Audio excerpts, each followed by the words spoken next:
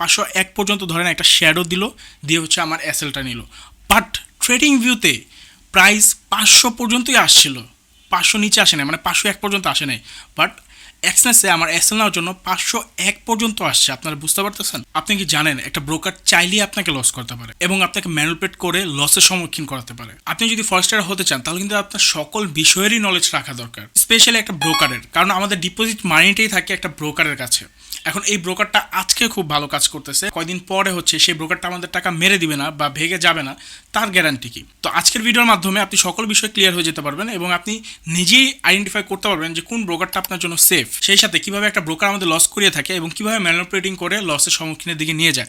সকল বিষয়গুলো আজকে জানতে পারবেন এবং এই বিষয়টা হচ্ছে আমার নিজের অভিজ্ঞতা এবং রিসার্চ থেকে আপনাদের জানাবো। একটা সঠিক ব্রোকারের মানে হচ্ছে আমাদের ট্রেড এক্সিকিউশন পারফেক্ট হবে, আমাদের উইথড্র স্মুথ হবে এবং আমাদের ব্রোকারটা সেফ থাকতে হবে। একটা ব্রোকার সেফ কিনা এটা যাচাইয়ের জন্য 4টা ওয়ে আছে। তার মধ্যে প্রথমটা হলো রেগুলেশন মধ্যে এফসিএ, এএসআইসি, সিওয়াইএসইসি এবং এফএসসিএ এর আওতাভুক্ত কিনা। সেকেন্ড হচ্ছে ট্রান্সপারেন্সি, অর্থাৎ আমরা যে ব্রোকারে কাজ করব সেই ব্রোকারটা বাংলাদেশের কোনো অফিস আছে কিনা, অথবা তার ডকুমেন্টসগুলো আমরা যাচাই করতে পারবো কিনা বা শো অবস্থায় আছে কিনা বা আমরা চাইলেই দেখতে পারবো কিনা।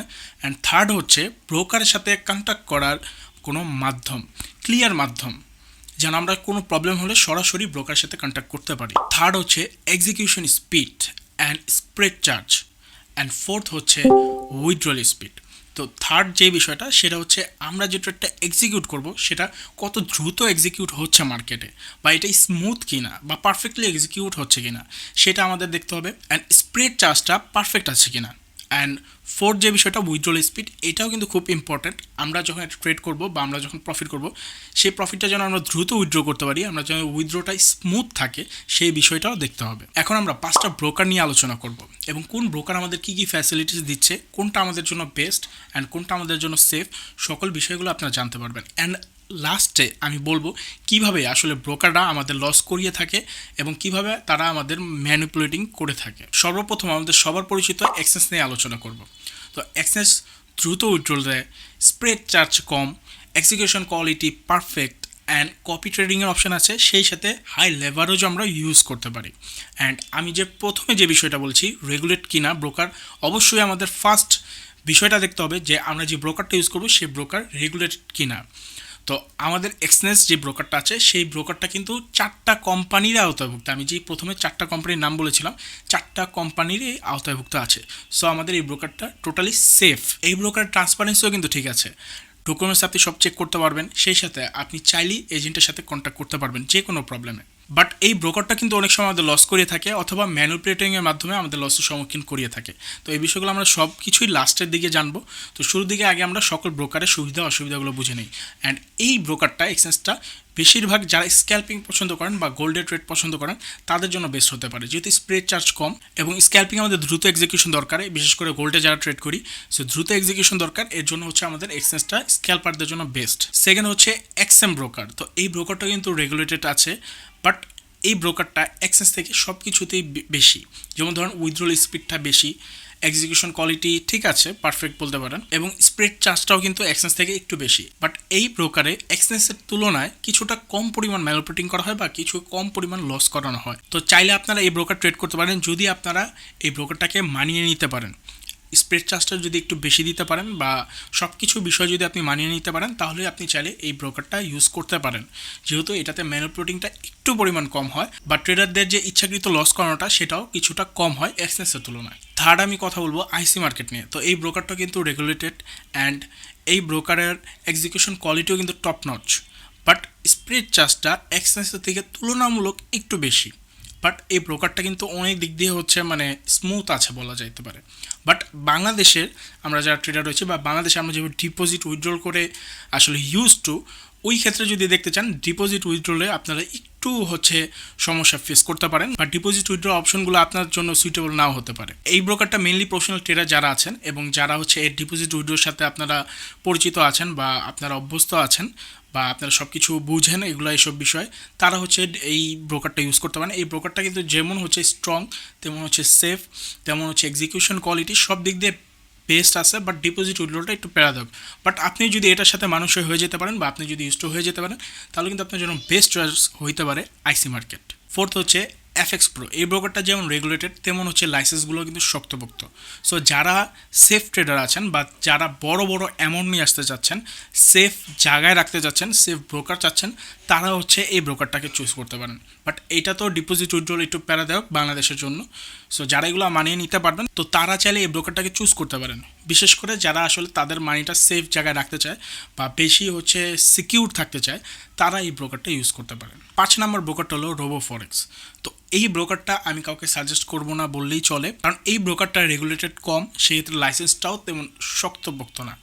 তো এই ব্রোকারটা মূলত হচ্ছে আপনাকে সব ধরনের ফ্যাসিলিটিস দেওয়া ট্রাই করবে অ্যান্ড বিভিন্ন ধরনের বোনাস অফার দিয়ে থাকবে। এছাড়াও ডিপোজিট উইথড্র আমাদের বাংলাদেশের জন্য বেশ একটা সুবিধাজনক না, এবং এক্সিকিউশন কোয়ালিটি উইথড্রল স্পিডও তেমন একটা ভালো দিতে পারবে না। তো এই ব্রোকারটা তারাই চুজ করতে পারেন যারা স্মল ব্যালেন্স নিয়ে আসতে চাচ্ছেন বা ছোট ট্রেডার আছেন বা যারা বোনাস হান্টার আছেন বা বোনাস হান্টিং করতে পছন্দ করেন, তারা হচ্ছে এই ব্রোকারটাকে চুজ করতে পারেন, কারণ এই ব্রোকারটা যেহেতু অধিক পরিমাণ বোনাস দিয়ে থাকে। তো এবার আসা যাক কীভাবে একটা ব্রোকার লস করিয়ে থাকে বা কীভাবে আমাদের ম্যানিপুলেট করে লসের সাইডে নিয়ে যায়।